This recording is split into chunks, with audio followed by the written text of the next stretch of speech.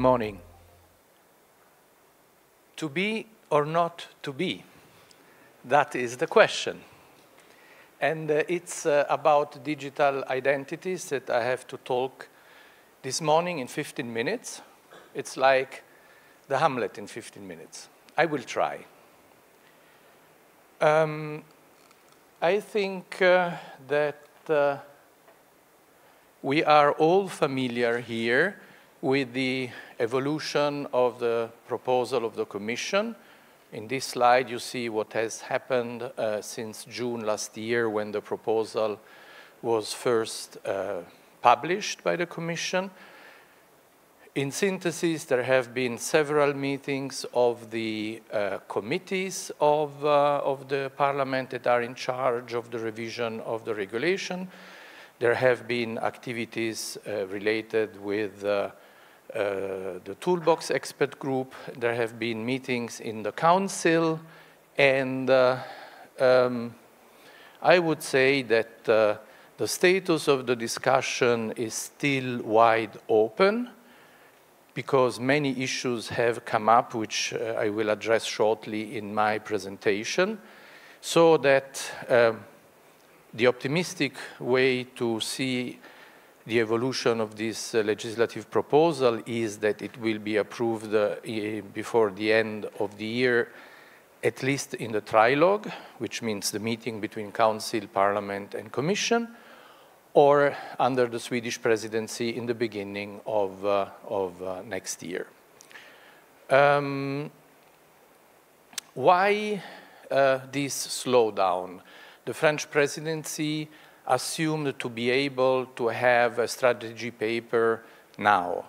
There is not even a draft of a strategy paper. There is only a first compromise proposal by the French presidency that is quite a sea change from the point of view of the wallet, because the way it was understood, and therefore there is a toolbox, it is a complex system of many services placed somewhere, still debated if hardware or software or cloud solution, whatever.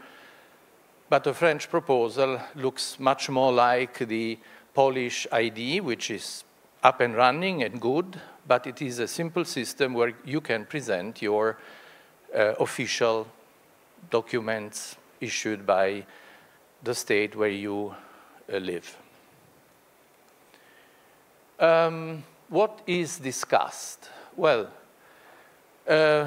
all things that we have already heard these days. Clearly, we need a proper definition of what is this wallet, something very simple, just keeping safe some personal information, or a very smart and advanced tool with several features. There are different opinions on that, even in the Council. Then it is discussed if and how privacy has to be balanced with the need of identification. There are issues about civil rights and privacy also from the point of view that clearly it could be a tool through which there is a much greater control on our life by the state, which is frightening many people. And actually, as we know, was also the reason why during COVID, meanwhile, a passive QR code was well accepted by the European citizens. The applications related to COVID scared people in a way that there was no adoption of them. And we have also discussions between Council, Commission, and Parliament on how to improve the security of the trust services. This is why now it is also something that has been discussed yesterday. There is the proposal to bring NIS2 into the game of trust services, but there is quite an opposition in the member state. The Council had a small majority in favor of using NIS2, but just a small majority, and there are many people that see the risk that going back to national conformity assessment schemes will fundamentally eliminate a single market for trust services. So no small issues are debated currently, and I should now tell you how will trust services look in the future. That is not something that is simple to do in a situation where so many topics have been discussed. So in preparing this presentation, in the months, the first months of this year, I have been interviewing several experts of the ETSI ESI group that I chair, but also people from W3C, from industry, and from ITF, asking them, if you would be the emperor of Europe, how would you make a wallet? How would it look like? And I tried to put together the points where there was a certain level of agreement between these experts. And I published on my blog, you see the URL up there, is my first name, surname.eu with AIDAS22. It's 20 pages of ideas that I gathered discussing with the fellow people of ETSI ESI and many other experts. It is just an opinion, it's just an idea of how it could look like, and here you have the synthesis. There should be a greater role of qualified attributes. We should have something that is more like qualified authentication services. It's not something new like the identity wallet. Authentication services is what is provided already today by established companies in the field of e-commerce in order to handle payments, in order to identify customers, and in order to identify and manage the identity of the customers. So we are speaking of established services that are rolled out throughout the market already. We need, all the experts say, a better terminology, because currently there is quite a difficult terminology. Just to say something, self-sovereign identity is not defined at all by the regulation, but if you introduce a system that looks very much like self-sovereign identity in the concept, why there is no definition of self-sovereign identity, just to make an example, or there is a mixed use of identification and authentication, which are clearly two different things, but in the regulation, you use them here and there with different meanings, overlapping sometimes, creating a certain degree of confusion.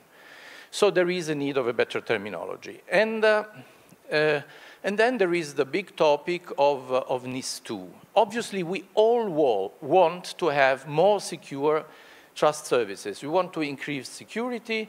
It is clearly a matter of fact in geopolitics that cybersecurity is a matter of national and European sovereignty. So no question that we need this improvement. But this improvement is needed not because there is a failure of trust services from the point of view of security, but because we have a, different geopolitical scenario where there is also a cyber war ongoing. So clearly there is a need to improve security, but many people question if the NIS2 approach is the best approach. The downsides that have popped up by experts is that critical infrastructure conformity assessment is highly formalized, extremely expensive. That would mean that middle-sized and small companies that today are driving the innovation in the field of trust services would be out of market. We would have trust services that can be provided only by, to make it simple, telecoms, banks, and national infrastructure companies like those that will run eventually the national identification schemes. These are the topics that are discussed today. It's no small fry. So in the remaining almost 6 minutes, I don't think I can address each of these issues proposing a rational solution, because I agree with those that say it's highly controversial how to do it best. I have my opinion, but I wouldn't say that those that let's say, support NIS2 are against Europe, are against the single market, are enemies of the freedom online. I don't think so. I think everyone is striving to find a good solution for secure trust services with different opinions. And we need the time to discuss, to settle down the discussion, and to find good solutions that are consensus among the member states and the European citizen. If I am in this arena since 20 years, it is because 20 years ago, I started, more than 20 years ago, I started with the impossible compromise between the secure signature creation device that was supported by VeriSign, RSA, and American companies, and the secure signature creation device that was supported by Europe. And actually, both were approved as in a CEN standard. At that time, I was a CEN chairman. And market decided what was the most useful tool. And the European idea won. This was a way to address a problem where it was not possible to find consensus. So we let stakeholders and market to take the decision. And it was a very rapid decision because Visa and MasterCard, 3 weeks after both standards were approved, endorsed the European solution. So if it is not possible to find consensus, I think we should go out into the real world and see how the different solutions work. There is something that I would like to say on how important it is. When we were discussing about the security of a signature creation device, we were discussing about something that is my pen, maybe with a leaf of paper. It's not my life. If we discuss about digital identities, it is about to be or not to be. If my digital identity doesn't work, or is revoked, or is not accepted by a relying party, it is not like I have an invalid signature on a document. It is like I do not exist. I don't even have the chance to claim my claim because I'm not there. So it's much more relevant.